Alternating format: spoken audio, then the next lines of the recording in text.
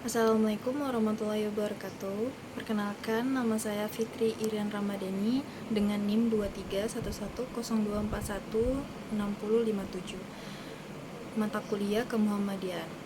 Di sini saya akan menjelaskan pembaruan Islam hingga masuknya Islam di Nusantara sampai berdirinya Kemuhammadiyaan.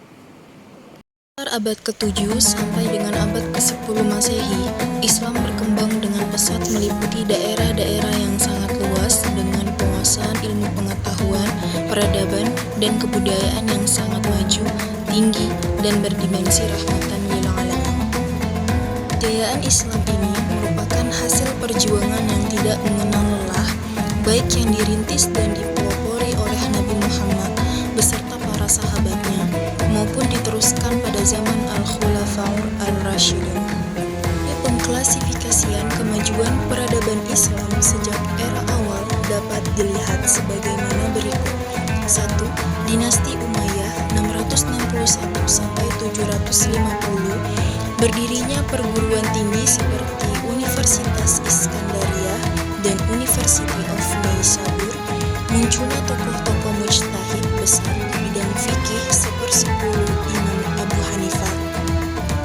Dinasti Abbasiyah 750 sampai 1258. Terhimpunnya para cendekiawan dalam forum Darul Hikmah. Lahirnya tokoh-tokoh cendekiawan muslim antara lain Al-Kindi, Al-Farabi, Ibnu Sina, Abu Ali Al-Hasan, dan Ibnu Daud Al-Khawarizmi. Perluasan perdagangan dan perniagaan Islam. Dinasti Umayyah di Spanyol 757 sampai 1492. Pengembangan ilmu pengetahuan, peradaban, dan ekonomi seperti berdirinya Istana Alhambra, Masjid Cordoba, dan lain sebagainya. Dinasti Fatimiyah 919 sampai 1171. Pembangunan perpustakaan. Akan tetapi, kejayaan dunia Islam telah berjalan beberapa abad lamanya, yang pengaruhnya telah merebak dan merambah jauh ke berbagai belahan dunia non-muslim. Pada akhirnya mengalami kemunduran. Berbagai macam krisis yang sangat kompleks telah menerpa dunia Islam. Di antaranya adalah 1. Krisis dalam bidang sosial politik. Islam tidak dapat disalahkan dan dianggap bertanggung jawab atas stagnasi yang telah lama berlangsung dan dekadensi nyata dalam dunia Islam. Keburukan yang ada sekarang harus dinisbatkan kepada orang-orang Islam sendiri yang tidak dapat hidup menurut ajaran Islam. Jika mereka kehilangan kemakmuran material yang mereka miliki dahulu, hal itu dikarenakan mereka tidak mengindahkan separuh hukum Tuhan. Hilangkan cadar yang menutupi dunia Islam. Perlu ditegaskan bahwa wahyu Al-Quran itu bersifat rasional secara sempurna dan ajaran Nabi Muhammad mengandung kemungkinan-kemungkinan yang tak terhingga. Ketika umat Islam hidup menurut ajaran agama yang mendorong untuk berpikir dan memiliki akal yang kritis, Islam tampak sebagai obor kemajuan. 2. Krisis dalam bidang keagamaan. Krisis ini berpangkal dari suatu pendirian sementara ulama jumud yang menyatakan bahwa pintu ijtihad telah tertutup. Menurut pandangan ini, untuk menghadapi berbagai permasalahan, kehidupan umat Islam cukup mengikuti pendapat dari para imam mazhab. Pandangan jumud ini mengakibatkan lahirnya sikap memutlakan semua pendapat imam-imam mujtahid, seperti memutlakan pendapat Imam Malik, Imam Abu Hamzah, Imam Syafi'i, Imam Ahmad bin Hanbal, dan imam-imam mujtahid lainnya. Padahal pada hakikatnya imam-imam tersebut masih tetap manusia biasa, bukan manusia maksum yang tidak akan lepas dari kesalahan. Pengakuan dari para imam mujtahid bahwa pendapatnya tidak lepas dari kemungkinan salah serta melarangnya untuk dipeganginya secara mutlak dapat disimak fatwa mereka. Dari zaman keruntuhan dunia Islam, dunia pendidikan pun terkena getahnya. kemerosotan dunia pendidikan Islam antara lain ditandai dengan kegiatan-kegiatan yang diperlukan untuk melakukan penelitian dan percobaan. Krisis bidang pendidikan dan ilmu pengetahuan. Krisis ketiga ini sesungguhnya hanya sekedar akibat dari adanya krisis dalam bidang sosial, politik, dan sektor keagamaan. Sebagaimana telah dibahas di muka bahwa dengan jatuhnya pusat Islam, baik di belahan barat yang berpusat di Cordoba atau di belahan timur yang berpusat di Baghdad, ternyata penderitaan yang dialami oleh dunia ilmu pengetahuan adalah sama. Nasrani Spanyol maupun tentara Mongol, mereka sama-sama berperangai barbar dan sama sekali belum dapat menghargai betapa tingginya nilai ilmu pengetahuan. Teori menjelaskan bahwa agama Islam telah masuk ke Indonesia pada abad 10 Masehi atau 1 Hijriah, tetapi baru tersebar luas pada abad 13 Masehi. Hal ini ditandai dengan berdirinya kerajaan Islam di Nusantara, yaitu Perlak tahun 1292 dan Samudra Pasai di Aceh tahun 1297. Selanjutnya, berkembanglah pusat-pusat perdagangan daerah pantai Sumatera Utara, lalu menyebar ke Pulau Jawa dan ke Indonesia bagian timur. Ada kelompok yang menyatakan bahwa memang benar Islam datang ke Indonesia sejak abad 1 Hijriah atau abad ke-7 atau 8 Masehi, tetapi baru dianut oleh para pedagang Timur Tengah di pelabuhan-pelabuhan. Islam masuk secara besar-besaran dan mempunyai kekuatan politik pada abad ke-13 Masehi dengan berdirinya kerajaan Samudra Pasai. Hal inilah yang terjadi akibat balik kehancuran Baghdad, ibu kota Abbasiyah, oleh Hulagu Khan. Kehancuran Baghdad menyebabkan pedagang Muslim mengalihkan aktivitas perdagangan ke arah Asia Selatan, Asia Timur, dan Asia Tenggara. Penyebaran Islam merupakan salah satu proses yang sangat penting dalam sejarah Indonesia. Pedagang Muslim sudah ada di sebagian wilayah Indonesia selama beberapa abad sebelum Islam menjadi agama yang mapan di masyarakat-masyarakat lokal. Kapan, mengapa, dan bagaimana konversi penduduk Indonesia ini mulai terjadi telah diperdebatkan oleh beberapa ilmuwan. Kesimpulan tidak mungkin dicapai karena sumber-sumber yang ada tentang Islamisasi sangat langka dan sering sangat tidak normatif.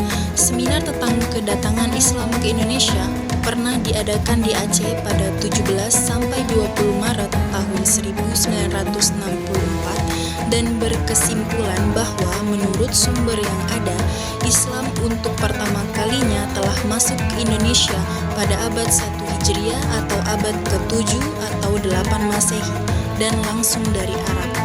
Ada beberapa teori yang mencoba untuk memberikan kepastian asal-usul kedatangan Islam di Indonesia. Yang didirikan oleh Ki Haji Ahmad Dahlan pada 8 Zulhijjah 1330 Hijriah yang bertepatan tanggal 18 November 1912 Masehi di Yogyakarta. Ide dasar Ki Haji Ahmad Dahlan mendirikan organisasi Muhammadiyah antara lain: 1. Perlunya diterapkan dalam berbagai bidang kehidupan Islam karena agama Islam telah berubah dan hilang di berbagai bidang. Misalnya bidang politik, ekonomi, perdagangan, pendidikan, kebudayaan, dan bidang keagamaan. 2. Memurnikan kembali ajaran Islam yang telah tercampur dengan berbagai paham sehingga muncullah takhayul, khurafat, bidah, dan syirik di kalangan masyarakat Muslim. 3. Mempertahankan regenerasi Islam di masa kini dan mendatang karena derasnya arus kristenisasi di Indonesia. Dan keempat, mengembalikan citra Islam di kalangan pemuda dan remaja serta pelajar karena derasnya informasi dan kebudayaan yang masuk ke Indonesia telah mempengaruhi kepribadian umat Muslim. Persyarikatan ini merupakan produk modern yang juga menjadi organisasi terbesar di Indonesia. Organisasi ini telah berdiri sebelum Indonesia merdeka dan mempunyai andil besar dalam usaha kemerdekaan negara Indonesia. Dalam pembentukannya, Muhammadiyah banyak merefleksikan dirinya pada Al-Quran Surat Ali Imran ayat 104, yang artinya, "Dan hendaklah ada di antara kamu sekelompok umat yang menyeru kepada kebajikan, menyeru kepada yang makruh dan mencegah dari yang mungkar. Mereka itulah orang-orang yang beruntung." Quran Surah Ali Imran ayat 104. Disimpulkan bahwa berdirinya Muhammadiyah karena alasan-alasan dan tujuan sebagai berikut. 1. Membersihkan Islam di Indonesia dari integrasi dan kebiasaan yang tidak Islami. 2. Reformulasi doktrin Islam dengan melihat alam pikiran modern. 3. Reformulasi agama dan pendidikan Islam. 4. Mempertahankan Islam dari pengaruh dan serangan dari luar. Ini tidak lahir secara tiba-tiba, tetapi merupakan akumulasi dari pengamatan terhadap realitas kehidupan masyarakat, khususnya umat Islam Indonesia. Apa yang disaksikan oleh Ki Haji Ahmad Dahlan tidaklah seperti apa yang dipahami dari makna ajaran Islam. Ahmad Dahlan mendirikan Muhammadiyah tidak secara kebetulan, tetapi didorong oleh aspirasinya yang besar tentang masa depan Islam Indonesia. Aspirasi ini dapat dilacak dari perjalanan intelektual, spiritual, dan sosial Ahmad Dahlan dalam dua fase dari biografi kehidupannya, yaitu fase pertama setelah menunaikan ibadah haji yang pertama tahun 1889 dan fase kedua setelah menunaikan ibadah haji yang kedua tahun 1903. Profil Ki Haji Ahmad Dahlan. 1. Biografi. Ahmad Dahlan yang nama kecilnya adalah Muhammad Darwis, lahir pada tahun 1868 Masehi atau 1268 Hijriah di Kauman, Yogyakarta. Ayahnya bernama Haji Abu Bakar bin Sulaiman. Beliau adalah pejabat khatib Masjid Besar di Kauman, Yogyakarta. Ahmad Dahlan ini tidak lahir secara tiba-tiba, tetapi merupakan akumulasi dari pengamatan terhadap realitas kehidupan masyarakat, khususnya umat Islam Indonesia. Apa yang disaksikan oleh Ki Haji Ahmad Dahlan tidaklah seperti apa yang dipahami dari makna ajaran Islam. Ahmad Dahlan mendirikan Muhammadiyah tidak secara kebetulan, tetapi didorong oleh aspirasinya yang besar tentang masa depan Islam Indonesia.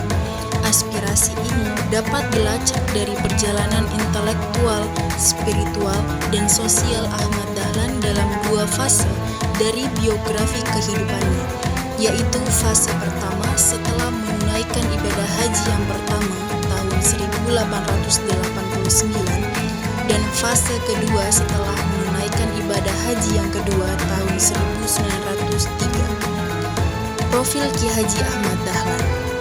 1. Biografi. Ahmad Dahlan yang nama kecilnya adalah Muhammad Darwis, lahir pada tahun 1868 Masehi atau 1268 Hijriah di Kauman, Yogyakarta. Ayahnya bernama Haji Abu Bakar bin Sulaiman. Beliau adalah pejabat khatib Masjid Besar di Kauman, Yogyakarta. Ahmad Dahlan dalam usia muda, yakni sekitar tahun 1889, melaksanakan ibadah haji yang pertama, lalu kemudian melaksanakan ibadah haji yang kedua kalinya pada tahun 1903. Kauman, tempat Ki Haji Ahmad Dahlan dilahirkan, merupakan kota santri. Didukung oleh suasana lingkungan di mana Masjid Kesultanan bertempat di sekitar Kauman. Menurut analisis Willem Pijper, Kauman yang terletak di dekat masjid dimungkinkan untuk dekat kepada sesuatu yang suci. Kata Kauman berasal dari bahasa Arab yaitu kaum. Istilah ini mengandung makna pejabat keagamaan. Tradisi masyarakat Kauman sebagai komunitas ulama dan penganut Islam ditandai dengan sifat-sifat yang rajin dan tekun. sehingga menjadi salah satu faktor keberhasilan masyarakat sebagai pengusaha batik yang berkembang pesat. Akibat majunya usaha batik, daerah ini menyerupai daerah kasbah yang padat penduduknya namun makmur. Itulah penjelasan dan penjabaran dari saya. Semoga bermanfaat untuk kita semua. Sekian dan terima kasih. Wassalamualaikum warahmatullahi wabarakatuh.